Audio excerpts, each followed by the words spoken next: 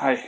So I just want to read this out. I came across this article, and of course, it says what I believe. Not everybody, but I share it with you, and I read it out. I'm not going to put it in the description down below so you can read it.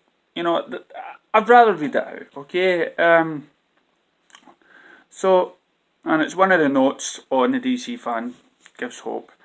It's the Insider.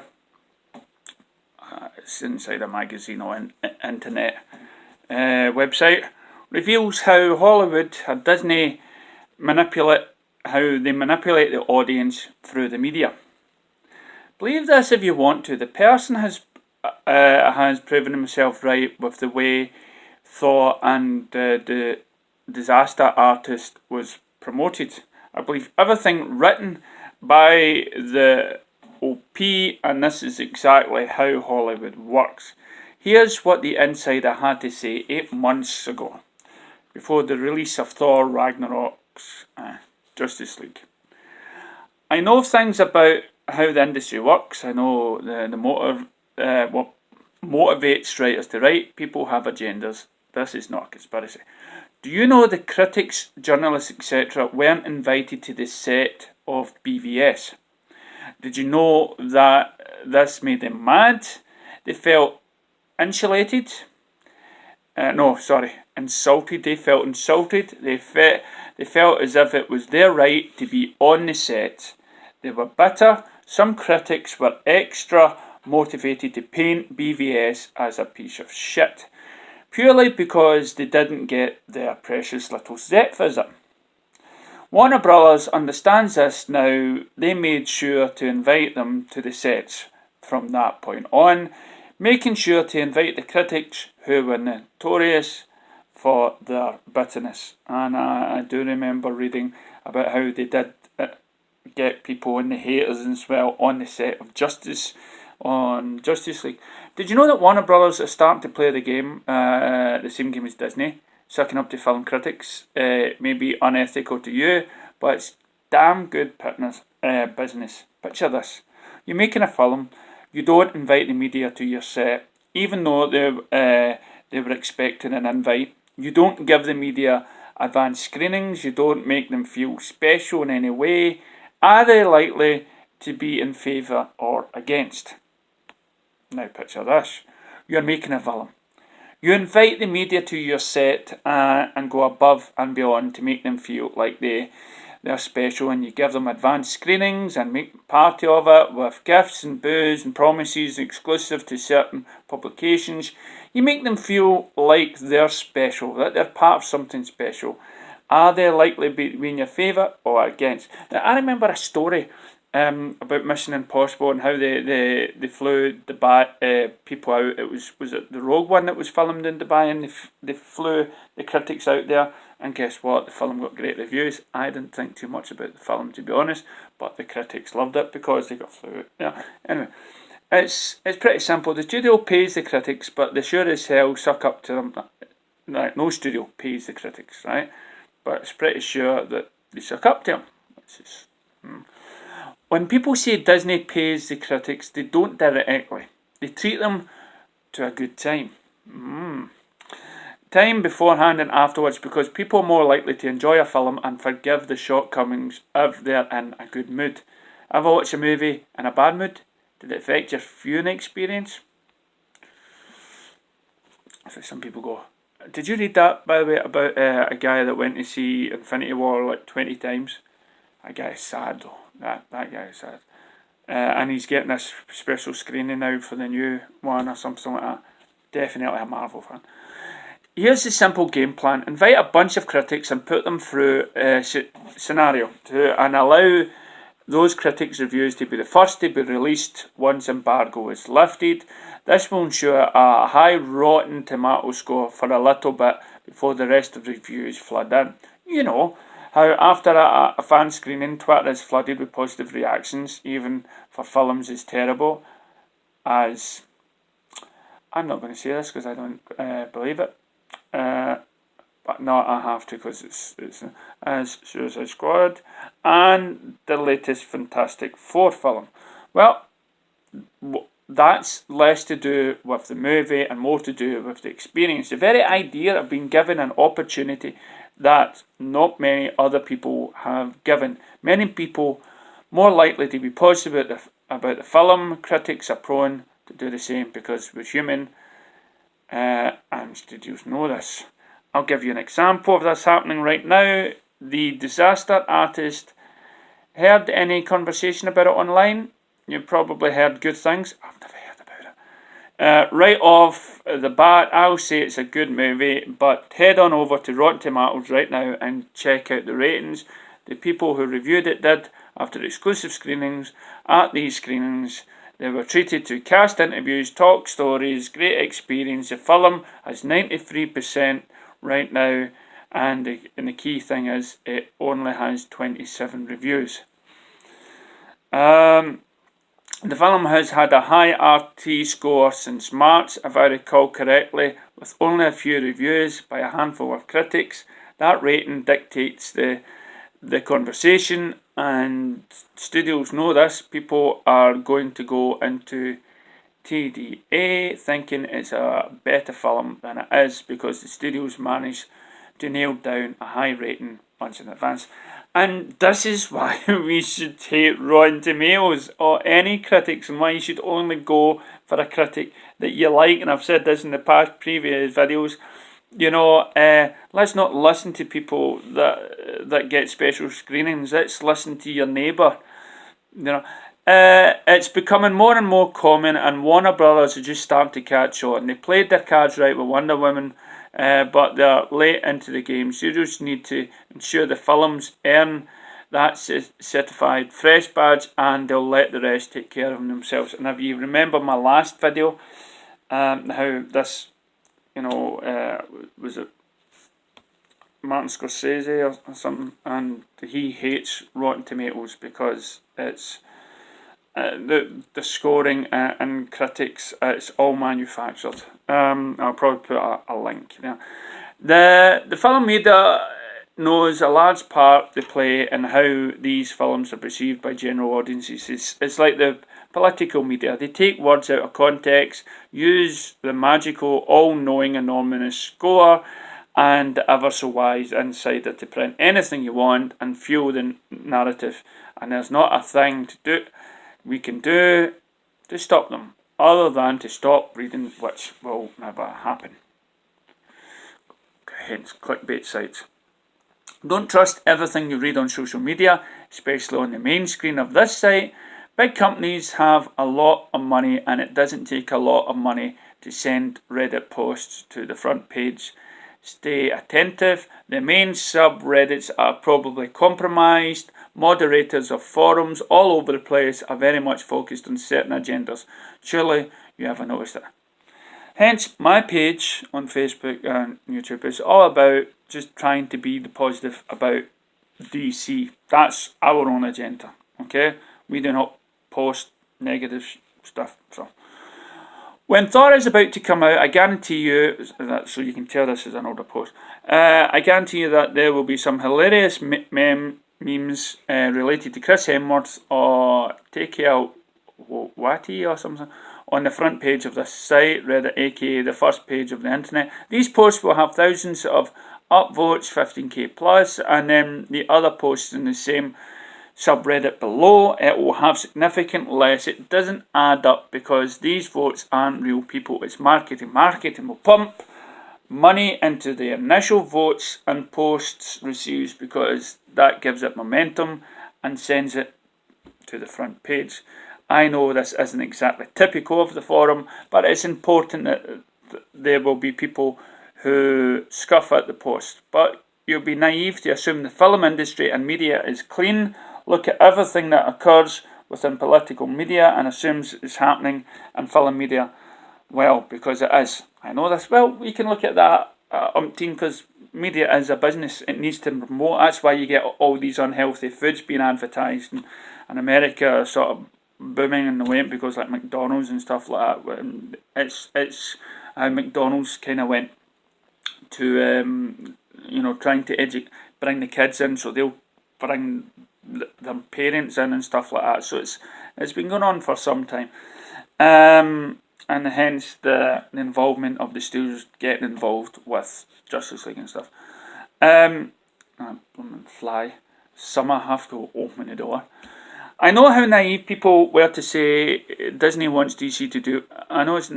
I love how naive people were to say Disney wants DC to do well. I've said it in the past. More than anybody, because it's good for the genre. Grow up and stop pretending that business is friendly. Disney would much rather the opposition by endlessly smeared and their own product be praised. You get that more or less from the actors, really, rather than the studios, of course. To ensure they have no competitions to worry about. That's why I worry about Disney being, buying Fox and everything else. We don't want that to happen. We want, the guy on the shop floor to have his own business. We just don't want the one voice, governing everything that we watch. We don't want the one company. We want Warner Brothers to still be out there. We want 20th Century Fox to be out there to give us a different flavour and not just listen to the one company. That terrifies me. It's nice because in order to get what they want, bad to screw over a lot of people. Business is competition. You don't succeed by allowing your competitor to do their thing in peace, while crossing your fingers hoping they succeed in a way that doesn't affect your business. You succeed by beating them, and if you see a way to make sure of it, they make effing sure of it. Think of the most successful people you know. Do you honestly think they didn't screw over a single person to get where they are? Now apply that to the most successful companies. Don't be naive. The film industry is corrupt. I left because it sucked the soul out of me. Nobody was my friend. Nobody could be my friend. It was Scoop and this and exclusive that bulkish. Stop being naive and assuming that agendas do not exist. Film media isn't pretty and they have a lot of power. It's intoxicating. Over the past year, we watched the film media bully condition the DC films into changing their tone of the films. They have a lot of power and they know it. Warner Brother knows it too. And this is why, so that is an article. You can read more on that on the Facebook notes. So it's Warner Brothers does. This is where Comic Con is coming in. Okay, this is where Walter Hamada, right, the shining beacon, who's used to doing the sort of low-end horror film. He understands really what he likes and make it work. He's used to dealing with horror films of a certain genre. Now, not everyone goes out to see horror films, so he's used to that. So he knows when he's watching a film, what's not everybody's cup of tea doesn't matter. We can still make profit. And this is where when somebody like this watches BVS, the Ultimate Edition, or the Justice League, he doesn't see that, this isn't going to suck in everybody, but he knows it'll pull in money that can make not only the movie better, but it'll get him by on people appreciating it more and getting the money that he somehow sort of predicts this film will make, if you get what I mean. He's got a better sense and what's working and what's not. And right now he seems to think, in my opinion, that the previous versions of the Ultimate Edition of BVS and Zack Snyder's Vision of Justice League was working. And it was working for the people that like it. So he, instead of being the greedy, let's try and get everybody happy, he sees that in time that view could work. People will come to these movies. You might have noticed some people saying, please don't change, we're getting this, BVS, forget the critics, look at the audience score. Look at the audience score from Justice League to BVS. On the popcorn side of things, don't bother looking at the critics, right? But look, because probably the reason why that went up is because they were catered for, so to speak.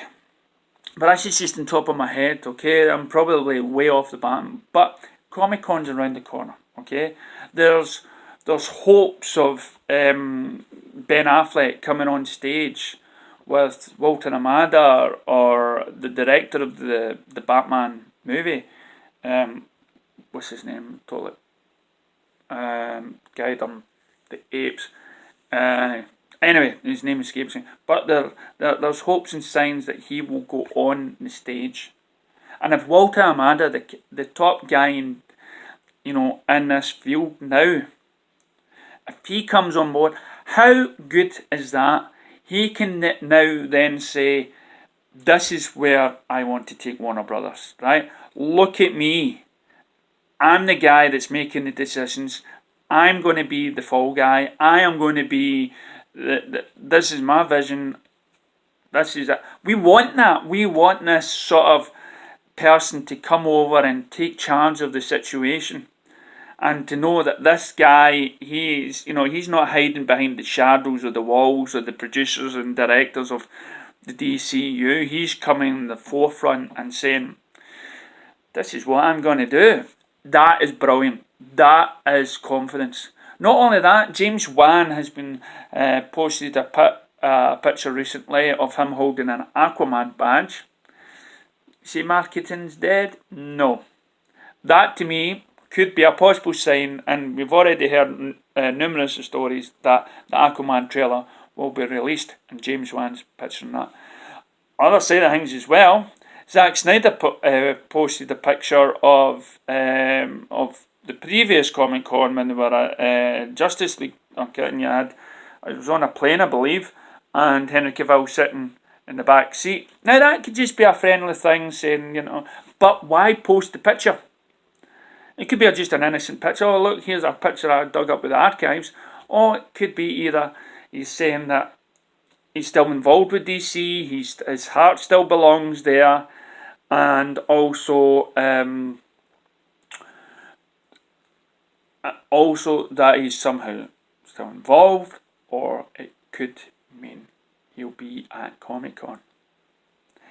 And he's there to say the Snyder Cut.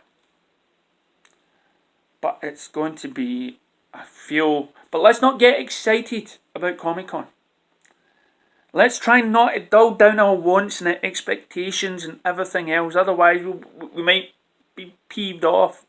But look at the more things likely to happen, right? Instead of what, right? Sink down all those burning desires like the Snyder Cut, like Matt Reeves and stuff like that, okay? But let's look at the more likeliness to happen at Comic Con, so we don't get disappointed, okay? If that other stuff happens, then oh yes, party on. Woo. But most likely to happen, Aquaman trailer. Another most likely to happen, stills or some shots or some sort of teaser, some sort of poster or something for Shazam or Wonder Woman. Those are the most likely candidates to happen, and that is why we're getting excited. So, thanks for tuning in. Thank you for subscribing to the channel. I know I'm not all that good on YouTube and stuff like that, but I like to be different. I'm not going to, as I said many times, I'm not going to put things on special effects. Just guy on a mobile phone, speaking for his heart, non-rehearsed. I've just sat down on this table and I thought I'll just talk. And I make it up. So, join us on the DC fan page on Facebook. The DC Fan Gives Hope. Please share. Please let's make the positivity on the DCU grow by getting people more to like the page. It's non-profit and whatnot, but the only way, even the stuff that our partner at hailsthevillain.com, I don't get any pennies from that. If you want to buy some products, go to that, put in DC Hope, and you could get 15% discount on your DC merchandise. And sometimes it's actually cheaper buying in Scotland than probably your own home country. thank you very much. And catch you next time. Oh, and here's these links.